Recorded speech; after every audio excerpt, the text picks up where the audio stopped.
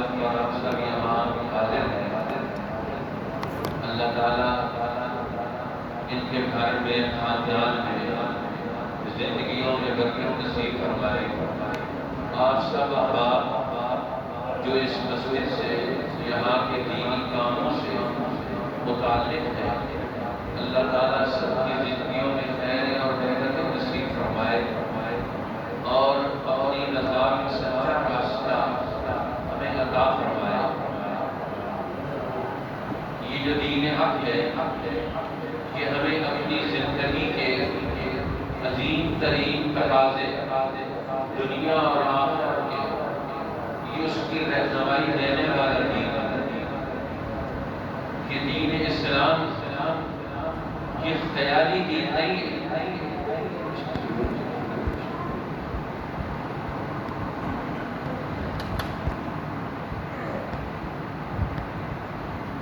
یہ ہمارا دین یہ خیالی دین نہیں ہے، یہ کوئی من گھڑت دین نہیں ہے کہ کسی نے اپنے گھر کے اندر اپنی مرضی کے مطابق وہ دین گھڑ لیا ہو، بنا لیا ہو۔ یہ دین اسلام ہے، یہ اللہ کا دین ہے اور اللہ نے اسے اپنے نبیوں پر صاف اور واضح طور پر اس دین کو دنیا میں بھیجا ہے۔ اسی لیے نبی پاک صلی اللہ علیہ وسلم نے عرفات کے میدان میں حج کے موقع پر اپنے اس دین کو اور اپنا تعارف کروایا کہ میں دنیا میں جو ملت لے کر آیا، جو دین لے کر آیا، یہ اس کے بڑے مقاصد بعثت بالملة الحنفية السمحة السهلة البيضاء، کہ مجھے اللہ نے دنیا میں ملت حنیفیت کے ساتھ بھیجا۔ ابراہیم علیہ السلام کی ملت، حنیفیت کی ملت جو توحید کا دین ہے، عدل کا دین ہے، انسانوں کو دنیا اور آخرت میں کامیاب کرانے والا دین ہے۔ میں یہ دین لے کر آیا، یہ ملت لے کر آیا، تو یہ دین کا ایک پورا تسلسل ہے ابراہیم علیہ السلام کے ساتھ جڑا ہوا، ملت حنیفیت کا، السہلۃ السمحۃ البیضاء۔ فرمایا یہ دین آسان بھی ہے، اس میں وسعت بھی ہے، اس میں ہر برائی کے خلاف مقابلہ کرنے کی طاقت بھی ہے۔ البیضاء یہ روشن دین ملت ہے، اس کا ہر حکم روشن، اس کا ہر فرمان واضح اور دو ٹوک ہے۔ اس لیے فرمایا لیلھا کنہارھا، اس کی رات اس کے دن کی طرح روشن۔ اب دنیا میں جب نبی پاک صلی اللہ علیہ وسلم مبعوث ہوئے تو دور جہالت تھا، ظلمات اور تاریکیوں کا دور تھا، انسانوں میں تاریکیاں، جہالت تھی، دل بھی تاریکیوں میں ڈوبے ہوئے، اعمال بھی تاریکیوں میں ڈوبے ہوئے، اخلاق بھی تاریکیوں والے۔ اللہ کے رسول صلی اللہ علیہ وسلم نے انسانی قلوب پر محنت کر کے انسانوں کے دلوں میں اللہ کی عظمت اور توحید کا ایسا بیج ڈالا اور ایسی محبت ڈالی کہ دنیا میں انہوں نے کائنات میں نیا نمونہ پیدا کر دیا، اعلیٰ زندگی کا، اونچی زندگی کا، اخلاق کی زندگی کا، علم کی زندگی کا، محبت اور تعاون باہمی کی زندگی کا ایک نیا دور پیدا کر دیا اور پھر اللہ کے تعلق کی بنیاد دین کی اساس پر یہ پیدا کیا۔ آج مسلمان دین کے ساتھ رسمی تعلق رکھتے ہیں۔ نبی اکرم صلی اللہ علیہ وسلم نے فرمایا میری امت پر جب سوال آئے گا، پستی آئے گی، کمی پیدا ہوگی، نقص پیدا ہوگا دین کے اعتبار سے، تو ان کا دین سے تعلق کمزور ہو جائے گا۔ لا يبقى من الاسلام الا اسمه، اسلام کا نام رہ جائے، اسلام کا کام ختم ہو جائے گا۔ لا يبقى من القرآن الا رسمه، اور قرآن اس کے صرف الفاظ رہ جائیں گے، نقوش رہ جائیں گے، معنی مطلب بھی ذہنوں سے ختم، اس کی حقیقت اور مفہوم بھی ذہنوں سے اوجھل، اور اس پر عمل کرنے میں بھی سستی اور غفلت اور آپس میں اختلاف کا شکار۔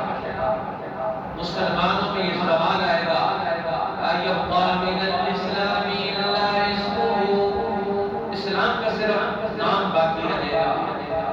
لا يبقى من القرآن الا رسمه، اور قرآن کا صرف نقوش باقی رہ جائیں گے۔ مساجدهم عامرة وهي خراب من الهدى، مسجدیں ان کی آباد ہو گئی۔ آبادی میں دونوں مفہوم محدثین فرماتے ہیں، ایک تو ظاہری آبادی، بلڈنگیں بہت خوبصورت ہوں، تعلیم بھی موجود ہوگی، ساز و سامان بھی مسجدوں میں موجود ہوگا، لیکن وہی خراب من الهدى، ہدایت سے خالی ہو، دین کے مشن اور مقصد سے خالی ہو۔ یا دوسرا مفہوم یہ بھی ہے کہ آبادی تو ہوگی، لوگ آئیں گے مسجدوں میں، دلوں کا کہیں اور ہوگا، دماغ میں اور چیزیں ہوگی، مسجد کی تعلیم، مسجد کا علم، قرآن کا علم، دین کے احکامات کا علم اور عمل اور جذبہ، وہ ان کے دل و دماغ میں موجود نہیں ہوگا، دل و دماغ میں دوسری چیزیں بھری ہوئی ہوگی۔ وہی خراب من الهدى، مسجدوں میں آنے والے ہدایت سے فارغ ہوں، مسجدیں نہیں، مسجد تو دین کا برکت ہے، آنے والا مسجد میں وہ اپنا دماغ بھر کے پہلے سے لے کر آیا، مسجد کی بات اس نے اپنے دل و دماغ میں داخل نہیں کی کہ مسجد کا منبر، مسجد کا محراب یہ ہمیں کیا پیغام دے رہا۔ اسی لیے ہر مسجد کا منبر و محراب یہ مسجد نبوی کے منبر و محراب کا نمونہ اور نقشہ ہے۔ اسی لیے حضور نے فرمایا، ما بین بیتی و منبری روضۃ من ریاض الجنہ،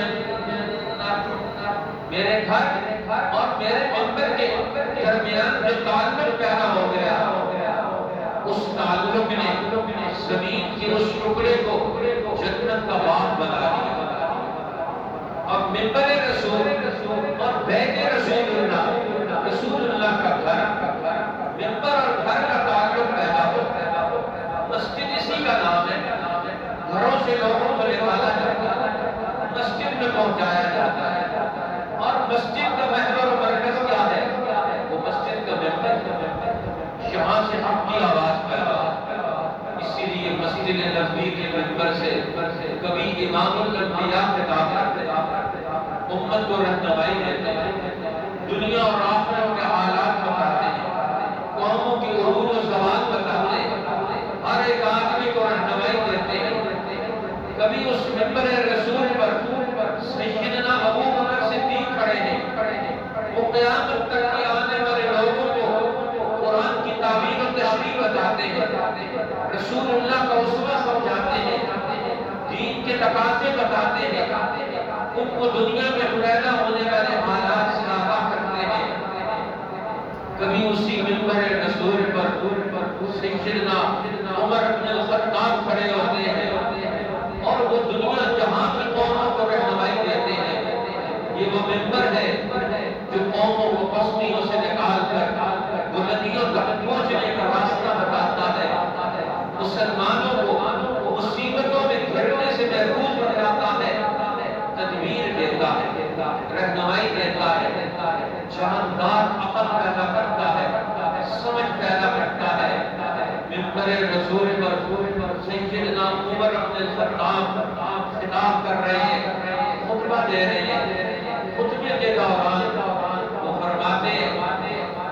یا ساریۃ الجبل، او ساریہ پہاڑ کا خیال. لوگوں نے کہا یہ تو خطبے کے دوران آج حضرت عمر نے ایک انوکھی بات کر دی جس کا خطبے سے تعلق نہیں. ساریہ تو فارس کے میدانوں میں جہاد کر رہے ہیں، دین حق کی غلبے کے لیے مدینہ الرسول کی خلافت راشدہ کے حکموں کی تعمیل میں مصروف ہے. ساریہ کا یہاں کیا تعلق ہے؟ اللہ نے آپ کا دل و دماغ کھول دیا، شرح صدر پیدا کر دیا.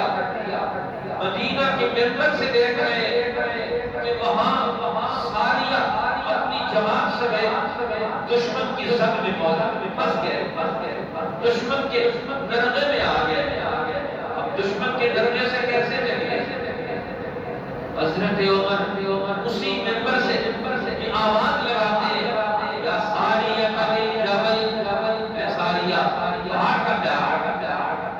اب جیسے ہی انہوں نے آواز سنی پہاڑ کو اپنے پیچھے لے آئے اور سامنے سے آنے والے دشمن اور پیچھے سے آنے والے دشمن کی فوراً مقابلے کی حکمت عملی بنا لی. یہ منبر رسول یہ جاندار منبر تھا، قوموں کو رہنمائی دیتا تھا، جماعتوں کو رہنمائی دیتا تھا، ان کے مسئلے حل کرتا تھا، ان کو پریشانیوں سے نکالتا تھا، ان کو ہدایت کے راستے میں لا کے کھڑا کرتا تھا. اسی منبر پر عمر بن الخطاب 10 سال کے قریب خطابات فرما رہے ہیں. آج وہ خطبے مسجد نبوی کی مصطلحیں امت کے لیے رہنمائی کا پورے اور سامان ہے، لیکن انہیں پڑھنے والے کہاں ہیں؟ ہمارے پاس وقت ہی نہیں. اسی منبر نبوی پر جامع القرآن سیدنا عثمان بن عفان 12 سال اسی منبر پر خطاب کر رہے ہیں اور امت کو رہنمائی دے رہے ہیں. پوری دنیا میں اسلام کی خدمات کیا ہوگی، اسلام کی رہنمائی میں مسلمانوں کو کیسے چلنا ہے، عربوں کو کیسے چلنا ہے، اجمی قوموں کو کیسے چلنا ہے، قرآن کی رہنمائی سے بازار کیسے ترتیب پائیں گے. حضرت عثمان منبر نبوی پر خطاب کر رہے ہوتے. مدینہ الرسول میں دوسرے صوبوں سے آنے والے لوگ جب مسجد پہ قدم رکھتے حضرت عثمان فوراً ان کو اپنے پاس بلاتے. خطبے کے دوران ان سے پوچھتے بتاؤ تمہاری مارکیٹ میں فلاں چیز کا ریٹ کیا ہے، بتاؤ تمہاری مارکیٹ میں تمہاری منڈیوں میں غلے اور اناج کا ریٹ کیا ہے. خطبے کے دوران ہی ان سے حالات پوچھ کر رہنمائی دیتے ہیں. یہ جاندار منبر تھا، منبر نبوی جو قوموں کو رہنمائی دیتا ہے. یہ قرآن یتیم کتاب نہیں ہے، یہ دین اسلام بھی یتیم دین نہیں ہے. یہ اللہ نے ہمیں امتحان میں ڈالا ہے. ہم اس کے لیے کیا خدمات سر انجام دیتے ہیں، کیا کردار ادا کرتے ہیں، کون سے قدم بڑھاتے ہیں. آج مسلمان اپنا ہر قدم، ہر عمل، ہر اپنی رائے وہ اپنے دین کے ساتھ مطابقت میں لے کر اس کے ساتھ مناسبت میں لے کر آئے، اس کی دوستی میں لے کر آئے. یہ امتحان ہے اللہ کا. اگر اللہ مسلمان اس سے غافل ہوں گے تو اللہ دوسری قوموں کے ساتھ بھی کھڑا کر دے گا. عرب غافل ہوئے تو اللہ نے اجمی قومیں کھڑی کر دی. اجمی قوموں میں سے ایک قوم نے غفلت کر دی تو اللہ نے دوسری قوموں کو کھڑا کر دیا. انہوں نے غفلت کر دی، اللہ نے تیسری قوموں کو کھڑا کر دیا. یہ دین میری اور آپ کی وراثت نہیں، یہ اللہ اور اللہ کے رسول کی وراثت ہے. اور اللہ جو اس کی وراثت کا حق ادا نہیں کرے گا اس سے دین چھین لے گا. وَإِن تَتَوَلَّوْا يَسْتَبْدِلْ قَوْمًا غَيْرَكُمْ. اور میں تمہارے پاس میرا دین سیکھنے کے لیے، میرا دین سمجھنے کے لیے، میرا قرآن پڑھنے کے لیے، میرے نبی کے ارشادات کو سننے کے لیے مطلب نہیں ہے تو تم سے میں یہ دین چھین لوں گا، دوسری قوموں کو دے دوں گا. امام بخاری کون؟ اجمی قوم. امام اعظم امام ابو حنیفہ کون ہے؟ کابل کی قریب سے ان کا خاندان اڑتا ہے، کوفہ جاتا ہے، وہاں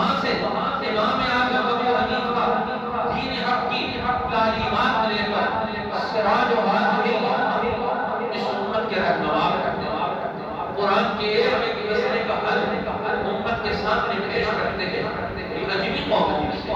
یہ رسول اللہ کا فرمان نہیں، لیکن دین کو سینے سے لگایا، قرآن کو سینے سے لگایا. راتوں کو کھڑے ہو کر قرآن پڑھ رہے، نماز اور فکر کر رہے ہیں. آج ان کا نام روشن ہے. کیوں روشن ہے؟ اس لیے کہ انہوں نے اس دین حق کو سینے سے لگا کر اس کو دنیا میں روشن کیا. آج ان کا نام بھی روشن. اس لیے آج ہمارے پاس، میرے پاس، آپ کے پاس یہ دین امانت ہے. یہ جو آیت میں نے پڑھی ہے، اللہ جل شانہ نے اس میں ہمیں حکم دیا، یا ایھا الذین آمنوا اتقوا اللہ، اے ایمان والو اللہ سے ڈرو، کسی اور کا ڈر مت اختیار کرو. ہر خوف اپنے دل سے نکال دو. اللہ کا خوف اور عظمت اپنے دل و دماغ میں محفوظ کرو. یا ایھا الذین آمنوا اتقوا اللہ حق تقاتہ، اللہ سے ایسے ڈرو جیسے اس سے ڈرنے کا حق ہے. اس کا ہر حکم ماننا ہے، اس کے ہر حکم پر عمل کرنا ہے. اس کو کائنات میں اکیلا لا شریک خدا، معبود برحق، حاکم عدل اطلاق ماننا ہے. حق تقاتہ، جیسے اس سے ڈرنے کا حق ہے ویسے اللہ سے ڈرو. اب قدم قدم پر اللہ سے ڈر کی زندگی بسر کرنا، یہی مسلمان کا کمال ہے. حضرت عمر رضی اللہ تعالیٰ عنہ راستے میں چل رہے، ایک عورت حضرت عمر کو کہتی ہے، یا عمر اتق اللہ، اللہ سے ڈر. ایک صحابی کہتے ہیں اس عورت کو کہ تو امیر المومنین کو اللہ کے سے ڈرنے کا تو نصیحت کر رہی ہے، مجھے پتہ نہیں وہ تو اللہ کے حکم پر ہر وقت عمل کرتا ہے. حضرت عمر نے فرمایا کہ چھوڑ دو، اسے کہنے دو. اس کا حق بنتا ہے کہ ہمیں اللہ کے حکم پر قائم رہنے کی نصیحت کرے. اب یہ دوسروں سے بھی یہ حکم سننا چاہتے ہیں، اللہ سے ڈر. اب اللہ سے ڈر کر ہر قدم اختیار کرنا ہے. مسجد میں داخل ہو گئے تو اللہ کا ڈر، بازار میں جا رہے ہو تو اللہ کا ڈر. امانت، عدل، دیانت، انصاف کے تقاضے پورے کریں گے. کسی کمزور سے ملے اللہ سے ڈر. یہ مت سمجھ یہ کمزور ہے، اللہ تو بڑا طاقتور ہے. اسے کمزور سمجھ کر اس کا حق امان کرے گا، اللہ کا حکم توڑے گا، اللہ کے عذاب سے کیسے بچ سکتا ہے؟ اتقوا اللہ حق تقاتہ، اللہ سے ڈرو جیسے ڈرنے کا حق ہے. ولا تموتن الا وانتم مسلمون، اور فرمایا تمہاری موت اسلام پر آئے. اور زندگی کی آخری مرحلے کا آخری مرحلہ زندگی کا وہ بھی اسلام پر.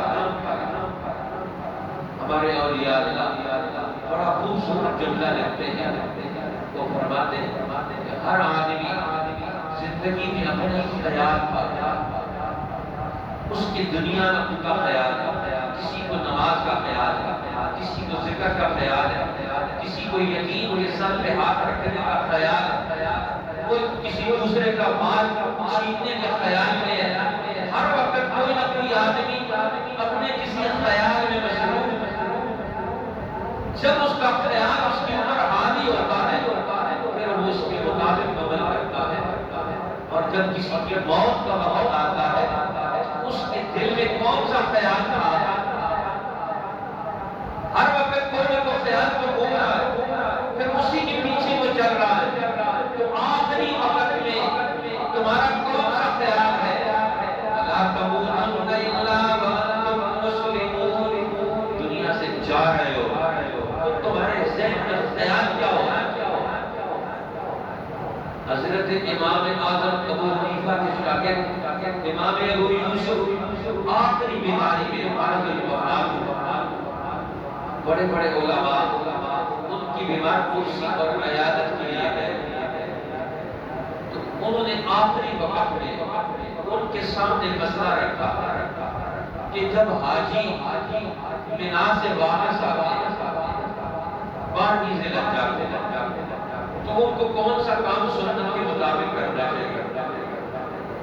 اگر 13 کو واپس آئے تو پھر سنت کے مطابق کون کون سے کام کرنے چاہیے. اب علماء نے اپنی رائے دی اور میں نہیں، سنت کے مطابق یہ طریقہ کار ہے. اور وہاں سے آخری وقت میں بنا سے واپسی کی سنت رائے تک بھی بتا رہے ہیں.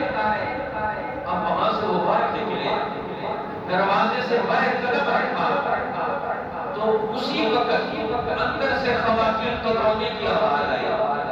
وہ مرحلہ موت میں تھے، مرحلہ موت میں تھے، اور آخری وقت میں خیال کیا ہے؟ خیال یہ ہے کہ امت کے ہر عمل کرنے والے طبقے کو سنت رسول کے مطابق عمل کرنا چاہیے. رسول اللہ کو اپنی زندگی کا قائد اور امام ماننا چاہیے. اس خیال سے ملنا سے رخصت ہو رہے. اس لیے فرمایا آخری وقت تمہارا اسلام پر آنا چاہیے. اگر کسی کو کیا پتا ہے کہ میرا آخری وقت کون سا ہوگا، اس لیے ہر وقت اپنے دل میں دین حق کے خیال کو جماؤ دیں، مضبوطی کرے. اللہ مجھے اور آپ کو پوری دنیا کے مسلمانوں کو حق زندگی پیدا کرنے کا، حق زندگی گزارنے کی، سچی اور صحیح زندگی، اللہ اور اللہ کے رسول کی منشا اور مرضی کی وہ زندگی پیدا کرنے اور گزارنے کی توفیق عطا فرمائے. غفلت سے، شہوات نفس سے، شیطانوں کی اتباع سے، ہر باطل